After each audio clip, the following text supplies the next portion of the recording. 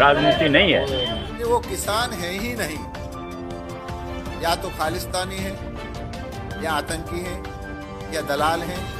अभी कृषि कानून का ही देख लीजिए कि आतंकवादी बैठे हुए हैं और आतंकवादियों ने AK-47 लिखी हुई है, खालिस्तान का झंडा लगाया हुआ है। नमस्कार इंडिया का नमस्कार करें स्वीकार। सबसे पहले क्योंकि सनातन धर्म बड़ी उत्सुकता से प्रतीक्षा कर रहा है कल्कि अवतार की, आगामी अवतार की, लेकिन यहां पर शायद आप लोगों को मालूम ना हो, लेकिन हम बताते हैं कि अवतार एक और अवतार, और एक और अवतार इसीलिए मैंने कल्कि अवतार कहा क्योंकि अगले अवतार का नाम कल्कि अवतार दिया गया है, कल्कि बोला गया उनका नाम, तो कल्कि अवतार ही होंगे। और वो कल्कि अवतार, वो आगामी अवतार, वो अगले भगवान जन्म ले चुके हैं। आप माने या ना माने बेशक, लेकिन ये ज्ञान किन्होंने दिया? ये ज्ञान हमें दिया उत्तराखंड के नए नए बने मुख्यमंत्री तीरथ सिंह रावत साहब से। आज नया भारत ये मोदी जी के कारण। तो मित्रों, बहनों, भाइयों, मोदी का चमत्कार है। मैं तो कई बार कहता हूं लोगों को, द्वापर में, त्रेता में राम कृष्ण हुए हैं और राम ने भी यही समाज का काम किया था, इसलिए भगवान मानने लग गए। आने वाले समय में नरेंद्र मोदी को भी उसी रूप में हम मानने लगेंगे। तीरथ सिंह रावत साहब भविष्य के भगवान की घोषणा कर चुके हैं। अब क्या कहें ऐसे लोग? अरे भाई, इंसान ही बना रहने दो, प्रधानमंत्री हैं, बिल्कुल प्रधानमंत्री की तरह ही सम्मान हो जाने दो। आप उन्हें भगवान बनाने पर तुल गए हैं। चलिए, कोई बात नहीं है, तो जय हो।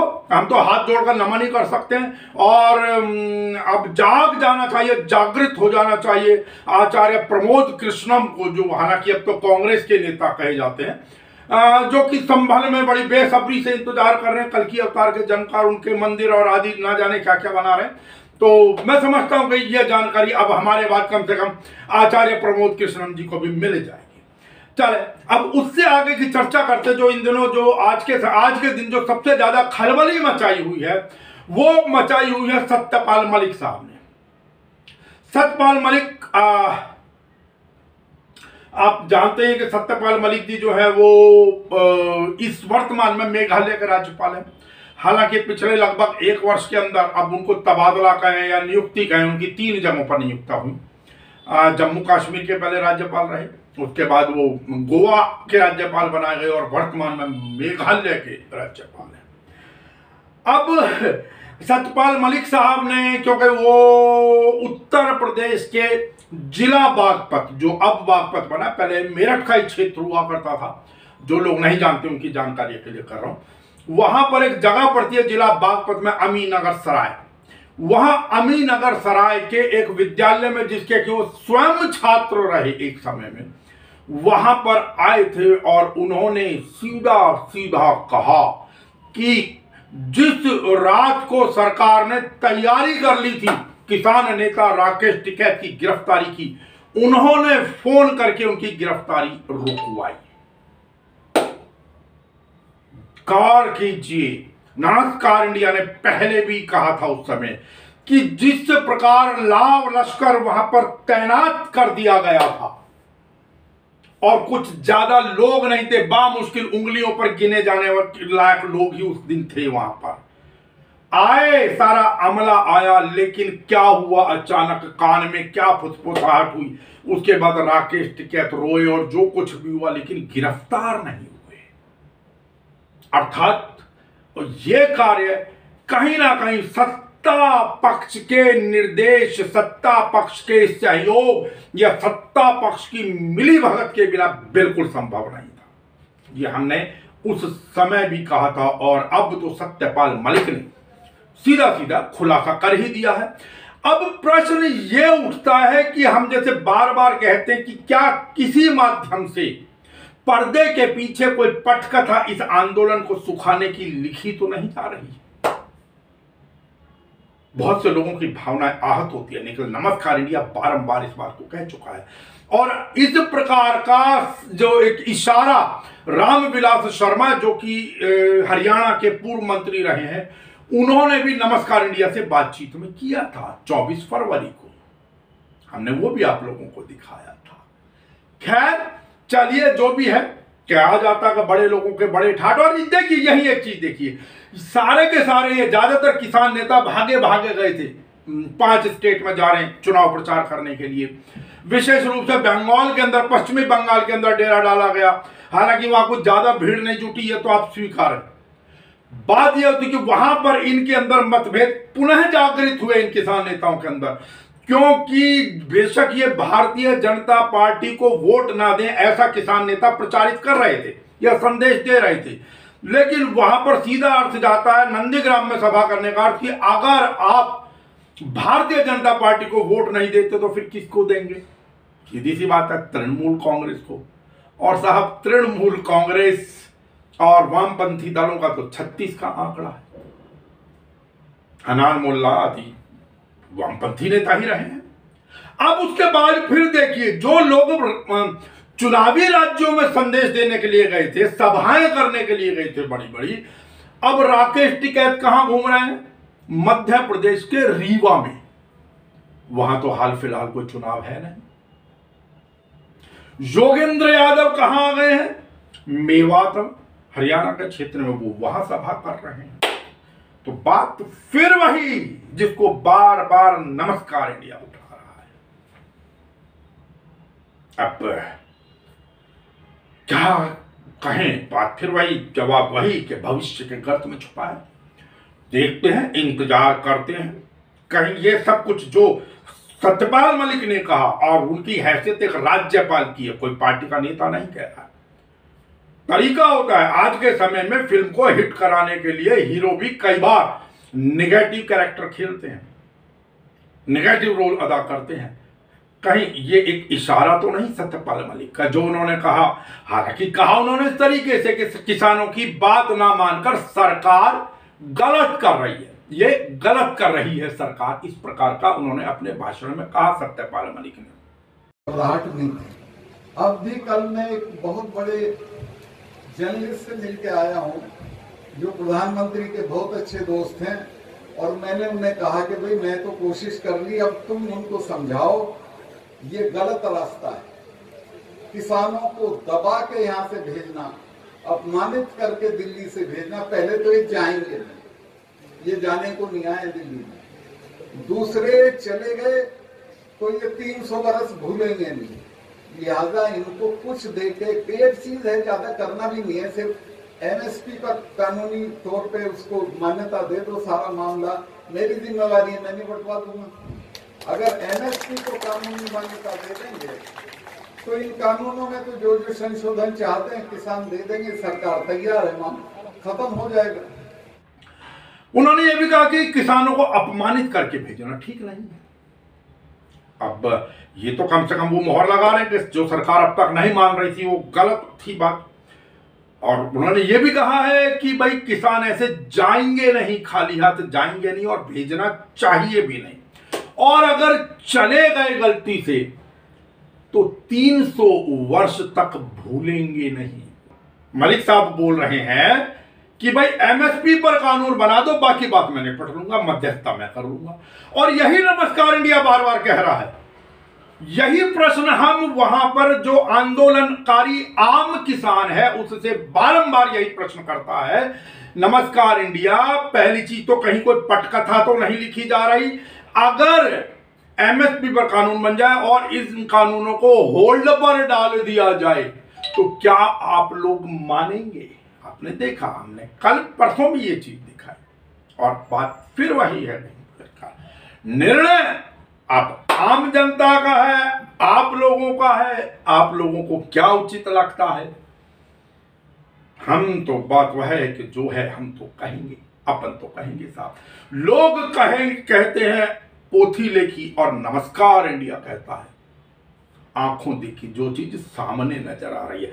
इसके अंदर कोई ऐसा इन्वेस्टिगेटिव जर्नल नहीं है कि हम कहीं गए कोई खोज, क्योंकि पुराना कोई कैमरा लगाया, किसी से बनना, ये तो एक सीधा सीधा सा साफ स्पष्ट रूप से नजर आ रही है कहानी। अब जो रास्ता था जहां पर गाजीपुर बॉर्डर के ऊपर जो लोग बैठे हुए थे कुछ, अब वहां पर भी आवागमन के लिए रास्ता खोल दिया जा। अब आप खुद सोचें, हालांकि टीकरी बॉर्डर पर, मैं फिर कहूंगा कि टीकरी बॉर्डर पर लोग बैठे हुए, दूर तक बैठे हुए, आ रहे हैं, जा रहे हैं, लेकिन वही बात है, बहुत से लोग मानने लगे कि जो उनके नेता कहेंगे, नजर सबको आ रहा है, ठीक है। तो अब जबान पर तो विचारों के जो उन लोगों के विचार हैं, जिन भावनाओं से वो लोग आए, आम किसान तो वही कहेगा। अब वो कहाँ इन नेताओं की मैं मजबूरी कहूं, कुछ नेताओं की पैतरेबाजी कहूं, कुछ नेताओं के अपने अपने हित कहूं। चलिए अब इससे थोड़ा आगे बढ़ जाते हैं। वैसे तो प्रधानमंत्री जी पार्लियामेंट में भी कहते हैं जी पवित्र आंदोलन है। अब ये चीजें समझ नहीं आती ना, वो कहते हैं पवित्र आंदोलन है, उनके नेता ये खालिस्तानी है, ये आतंकी है, ये माओवादी है, ये पाकिस्तानी परस्त है, आदि आदि ना जाने क्या क्या कहते रहते हैं। याद है ना राजस्थान की सांसद महोदया, हमने कई बार आपको सुनवाया। अभी कृषि कानून का ही देख लीजिए कि आतंकवादी बैठे हुए हैं और आतंकवादियों ने AK-47 लिखी हुई है, खालिस्तान का झंडा लगाया हुआ है। और अब आगे सुन लीजिए, अब नाम तो इनका है साक्षी महाराज। वो किसान है ही नहीं, या तो खालिस्तानी है, या आतंकी है, या दलाल है। किसान तो खेत में काम कर रहा है। क्या यूपी में किसान नहीं है? हरियाणा में किसान नहीं है? मध्य प्रदेश में किसान नहीं है? सारे छत्तीसगढ़, सारे देश में किसान है। कहीं किसान आंदोलित नहीं है। पर दिल्ली के बॉर्डरों पर, जो बॉर्डर राजस्थान से सटता है, जो पंजाब से सटता है, वहां पर केवल एक तमाशा हो रहा है, किसान खेत में काम कर रहा है। क्या इस प्रकार की भाषा का प्रयोग करने वाले लोगों के साथ भी महाराज लगाया जाए? अब ये भी किसानों को खालिस्तानी, आतंकी, दलाल, जो कुछ भी आपने सुना, अब पूरी बात क्या सुनवाए ऐसे लोगों की। देखिए वीडियो भी देखते चले, मथुरा के विधायक साहब को किस प्रकार ग्रामीणों ने भगाया। भाजपा विधायक ठाकुर कालिंदर सिंह का काफिला ग्राम पंचायत सौर विधानसभा गोवर्धन जिला मथुरा से वापस लौट चुका है। किसानों के भारी आक्रोश के बाद विधायक जी को वापस जाना पड़ रहा है। किसानों का साफ कहना है कि जब तक भाजपा विधायक भाजपा से त्यागपत्र दे करके किसानों के साथ किसी कानूनों के खिलाफ नहीं आएंगे, तब तक गांव में किसी भी भाजपा नेता को प्रवेश नहीं करने दिया जाएगा। किसान एकता जिंदाबाद। इसको दिखाने का मकसद सिर्फ इतना है कि बेशक किसान, आम किसान इतनी दूर दिल्ली के बॉर्डर के आसपास नहीं आ पा रहा हो, लेकिन और कुछ अपने काम, कुछ की समस्याएं होती हैं। ज्यादातर को रोज कमाना, रोज खाना, ज्यादातर के घर में ज्यादा लोग नहीं होते, तो उन्हें खेती भी देखनी है, काम धंधा भी देखना, सब कुछ देखना, बच्चों की फीस भी देखनी है, बिजली के बिल भी देखने हैं, मोबाइल के बिल भी देखने, सब कुछ देखना नहीं आता। लेकिन उनकी भावनाएं तो कहीं ना कहीं इन बिलों के विरोध में है।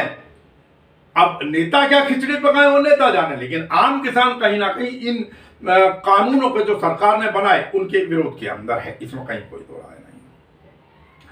अब वो एक गाना था ना, ये कहां आ गए हम, हालांकि उसमें तो था यूं ही साथ चलते चलते, लेकिन प्रश्न ये है कि ये कहां आ गए हम, जहां पानी पिलाना एक धर्म का, पुण्य का काम माना जाता था। इंसान तो छोड़िए, हम लोग जीवों को, पक्षियों को, जानवरों को पानी पिलाने की अलग अलग व्यवस्थाएं करते हैं। बड़ी बड़ी चीजें अभी इन दिनों आ रही है, व्हाट्सएप यूनिवर्सिटी पर फैलेंगी, पक्षियों के लिए पानी रखें, वो कहाँ पानी पी, और ये वास्तविकता भी है। पहले जो जानवर हुआ करते थे नदी नालियों में पी लिया करते थे, अब ना नालियां बची है, ना नाले बचे हैं, ना बम्बे बचे हैं, ना उनमें ज्यादा पानी आ रहा है जो आम क्षेत्रों के अंदर है। तो लोग कहीं ना कहीं लेकिन फिर भी बेचारे पानी की व्यवस्था करते रखते हैं कि भाई ये जानवर कहाँ जाएंगे, ये जो गली के कुत्ते बिल्ली जो भी है ये कहाँ पानी पीएंगे, लेकिन कहाँ पहुंच गए देखिए, और वो भी एक धार्मिक स्थल के अंदर। एक बच्चा जो पानी पीकर जा रहा था, उसकी पिटाई सिर्फ और सिर्फ इसलिए की गई क्योंकि वो किसी और धर्म का मानता था, अर्थात पूजा पाठ की उसकी पद्धति कुछ और थी। और मारा भी किस क्रूरता से है इस व्यक्ति ने।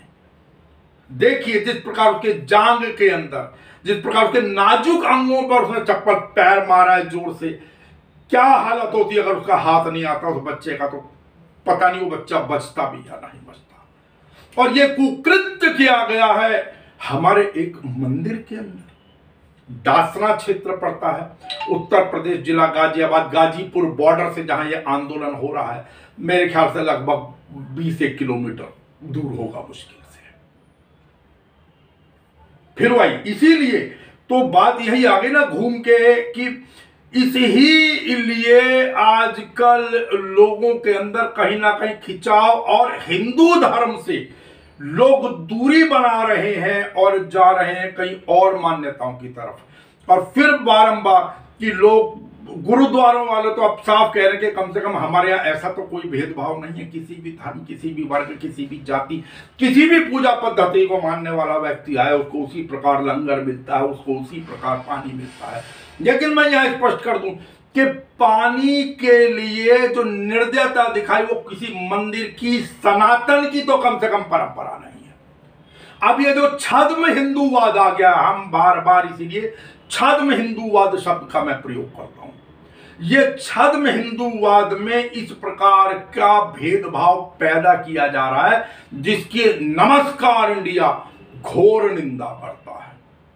यद्यपि पहले लोग जातिगत आधार पर लांछन लगाते रहे, और यह भी शायद शुक्र है कि जिस व्यक्ति ने इस बच्चे को पीटा, मुझे बड़ा मजबूरी में कहना पड़ रहा है कि जो लोग कहते हैं कि ब्राह्मणों ने ये किया, कम से कम वो देखने, कम से कम ये ब्राह्मण तो नहीं था।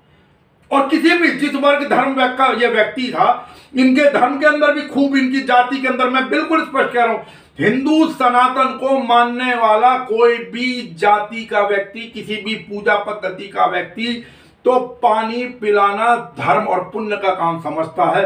लेकिन ईश्वर बचाए ऐसे लोगों से, ऐसी मानसिकता से, हम तो कहते हैं इनके विरुद्ध सख्त से सख्त कार्रवाई हो। और जो भी उस मंदिर के महंत हैं या बाकी लोग हैं, हम उम्मीद करते हैं कि वो सामने आकर इस कुकृत्य की निंदा करेंगे और समाज में भाईचारे का भाव बढ़ाएंगे। गलत कोई भी करे उसके विरुद्ध, चाहे किसी भी धर्म का व्यक्ति हो, उसके विरुद्ध कार्रवाई होनी ही चाहिए। हमारे पास एक सचिन पातूवाल गांव पड़ता है, चरखी दादरी के पास, हिमाचल हरियाणा के अंदर। उन्होंने जो, क्योंकि वो भी इन बॉर्डर्स पर जाते हैं किसान आंदोलन में अपने भाव प्रकट करने, अपना समर्थन देने, अपनी सेवा देने, उन्होंने अपना एक वीडियो भेजा था कई दिनों से, और आज हम पीछे नहीं दिखा पाए, लेकिन आज पहले उनका ये आप वीडियो देखें। विशाल होगा। बुजुर्गों, माताओं, बहनों, ये लड़ाई हमारे हक की है और हम इसे जीत कर दिखाएंगे। ये लड़ाई किसी राज्य या किसी बिरादरी की नहीं है, ये लड़ाई पूरे हिंदुस्तान के अन्नदाताओं की है। इस लड़ाई को हम एकजुट होकर जीत कर दिखाएंगे। और मैं अपने नौजवान साथियों से अपील करूंगा, भाइयों, बाहर के कुछ ऐसे लोग हैं जो इस आंदोलन को खराब करना चाहते हैं, डिस्टर्ब करना चाहते हैं, पर हमें किसी के बहकावे में नहीं आना है, किसी की बात नहीं सुननी है। हमें सिर्फ अपने बुजुर्गों की बात सुननी है, जो भी वो दिशा निर्देश देंगे उसका पालन करने का काम करना है, ना कि किसी के बहकावे में आना है। और मैं देश के प्रधानमंत्री श्री नरेंद्र मोदी जी से भी इस मंच के माध्यम से पुनः कहूंगा, पीएम साहब, आप हमारे देश के राजा हैं और हम आपकी प्रजा हैं। राजा का कर्तव्य होता है कि वो प्रजा की बात सुने, प्रजा किसी भी दिक्कत में हो तो उस प्रजा के फैसले को सुनने का काम करे, उसकी दिक्कत दूर करने का काम करे, ना कि काले कानून थोपने का काम करे। हालांकि जो सचिन पातूवास जो है, सचिन चौधरी, ये अभी बीबीए के छात्र हैं और हम इनसे कहेंगे कि अपनी पढ़ाई पर जरूर सचिन ध्यान देते रहे। हमने जो आपसे वादा किया, आपने जो भेजा, नमस्कार इंडिया का काम है मंच प्रदान करना, किसी भी अच्छी चीज को मंच प्रदान करना, किसी भी राष्ट्रीय चीज को मंच प्रदान करना, किसी भी धर्म सम्मत चीज को मंच प्रदान करना, किसी भी आपसी सौहार्द को बढ़ाने वाली चीज को मंच प्रदान करना ही नमस्कार इंडिया का उद्देश्य है। और यही खुशी है कि आप लोगों का प्यार, आप लोगों का समर्थन नमस्कार इंडिया को मिल रहा है। हम फिर कहें कि आप अपना कोई विज्ञापन, अपने क्षेत्र की खबर, अपने संगठन की खबर नमस्कार इंडिया पर बेझिझक प्रसारित कर सकते हैं। Pedi Spin, the foot smoothing miracle with automatic rotating head to remove rough patches, calluses, and dead skin. With 2 speeds, stainless steel microfiles are tough on calluses, yet gentle on skin. Use the low speed for rough, dry skin and the high speed for tough calluses. Pedi Spin's foot shavings collect inside the head. Change to the finishing head for a satin smooth finish. एक जानकारी और दे दें कि आपको याद होगा वर्ष 2008 में बाटला हाउस एनकाउंटर हुआ था दिल्ली के ओखला क्षेत्र के अंदर, जहां पर उस समय दिल्ली पुलिस के इंस्पेक्टर मोहन चंद शर्मा को गोली मार दी गई थी पेट में और उनका निधन हो गया था। जाबाज अधिकारी थे दिल्ली पुलिस के। उनकी शहादत को नमस्कार इंडिया सबसे पहले नमन करता है। लेकिन उसके बाद जो आतंकी थे वो फरार हो गए, लेकिन बाद में पकड़े गए। और आज दिल्ली की साकेत कोर्ट ने इस केस को rarest of the rare case मानते हुए आरिज खान को फांसी की सजा सुनाई है। उसके ऊपर 11 लाख का जुर्माना भी लगाया गया कि उसके परिवार की संपत्ति से वो 11 लाख रुपए वसूले जाएं। उसमें से 10 लाख रुपए स्वर्गीय इंस्पेक्टर मोहन चंद शर्मा को परिवार को देने का आदेश दिया गया है। कोई बात नहीं है, देर आए दुरुस्त आए, फैसला आया, वाजिब फैसला आया। परिवार ने इसके ऊपर, इस फैसले के ऊपर प्रसन्नता जाहिर की है। अब चलते चलते एक जानकारी और दे दें, क्योंकि आपको पता शुरू के अंदर आम आदमी पार्टी अर्थात केजरीवाल और भारतीय जनता पार्टी के बीच में बड़ा वार की युद्ध, अनेकों तरीके के अपने अपने अधिकारों को लेकर खिंचाव हुआ था, तनाव हुआ था, खिंचाव किया। फिर बाद में दिल्ली हाई कोर्ट के बीच में आना पड़ा। कोर्ट ने फिर कहा कि भाई जो रोजमर्रा के कार्य हैं उसके अंदर एलजी किसी प्रकार का दखल नहीं देंगे, हालांकि आपसी तालमेल से काम करता रहे। लेकिन आज संसद के अंदर गृह मंत्रालय ने एक बिल पेश किया जिसके अनुसार सरकार, दिल्ली सरकार का मतलब होगा एलजी। अब दिल्ली सरकार कोई भी कानून लेफ्टिनेंट गवर्नर अर्थात उपराज्यपाल की अनुमति और उनकी सलाह के बिना नहीं बना पाएंगे। सलाह भी राज्यपाल की होगी, अनुमति भी राज्यपाल से लेनी होगी। बिना उनकी सलाह के कुछ नहीं कर पाएंगे वो लोग। और इस कानून के तहत एलजी को अर्थात उपराज्यपाल को व्यापक शक्तियां प्रदान हो जाएंगी। अब ये बात उठ रही है और भविष्य में उठेगी भी कि जब सब कुछ एलजी ही होंगे, जब सरकार का मतलब एलजी, ये नाम दिया जा रहा है दिल्ली सरकार का मतलब एलजी, अगर यही कुछ होगा तो फिर चुनी हुई सरकार का क्या मतलब रह जाएगा। फिर दिल्ली के अंदर चुनाव क्यों बारंबार दिल्ली सरकार को जो भी सीमित शक्तियां प्रदान हैं अब उनको शक्ति विहीन करने का प्रयास किया जा रहा है। क्या कहें, ठीक है। अब क्योंकि भारतीय जनता पार्टी का जो बहुमत है अब उस अनुसार इस बिल को पास तो करा लेकर जाएगी। देखते इसके ऊपर भी भविष्य में खूब राजनीति चमकेगी, इसके अंदर कोई दो राय नहीं है। आज की इस चर्चा को यहीं विराम देना चाहूंगा। और क्योंकि कोरोना लौट रहा है भयंकर तरीके से और इसी को लेकर प्रधानमंत्री ने परसों अर्थात 17 मार्च को दोपहर 12:30 बजे प्रदेश के मुख्यमंत्रियों के साथ एक बैठक बुलाई है। हालांकि वो वर्चुअल मीटिंग होगी उनकी और उसके ऊपर चर्चा होगी। आगे देखते हैं क्या होता है, इसलिए बाहर निकलें सावधानी पूर्वक, सोशल डिस्टेंस जितना बना पाए। लेकिन अब प्रश्न है कि सोशल डिस्टेंस हम लोग कह देते हैं, कुछ जगहों पर जैसे दिल्ली या जो बसों के अंदर सीमित, हालांकि उसमें भी जब सारी सीटें फुल जा सकती हैं 1 इंच का भी उसके अंदर तो कोई सोशल डिस्टेंस जैसी चीज है नहीं। जब वो बैठकर चिपक सकते हैं तो खड़ी होने में क्या दिक्कत है। ऑटो और जो और प्राइवेट बसेज इस समय दिल्ली जैसी जगहों पर भी जो सवारियां उठा रही हैं, जो ई रिक्शा और बाकी लोग चल रहे हैं, उनके अंदर 1 इंच नहीं, 1 सूत नहीं, मैं कहता हूं बाल बराबर भी उनके अंदर डिस्टेंस नहीं होता। पर चलिए, अब इसको जनता को तंग करने के लिए कह लीजिए या कुछ भी कह लीजिए, क्या कहें। पर चलिए, आप जो बाहर निकले कम से कम मास्क लगाकर जरूर निकलें। क्योंकि कुछ लोग मौका तलाश रहे होते हैं आपके हाथ में चालान पकड़ाने का। यद्यपि दिल्ली सरकार के किसी भी कर्मचारी जो नागरिक सुरक्षा के नाम पर भर्ती किए गए उनके पास चालान काटने का आपका अधिकार नहीं है, जो हमें जानकारी प्राप्त हो उस अनुसार तो। और पीछे दिल्ली पुलिस ने एक ट्वीट भी किया था कि यदि कोई आपको इस प्रकार गैर कानूनी तरीके से तंग कर रहा है चालान के लिए तो दिल्ली पुलिस से संपर्क किया जाए। और मैं समझता हूं बाकी प्रदेशों में भी ऐसा ही कुछ अवश्य होगा। तो अपनी वाणी को यह विराम स्वीकार करें। नमस्कार इंडिया का, नमस्कार।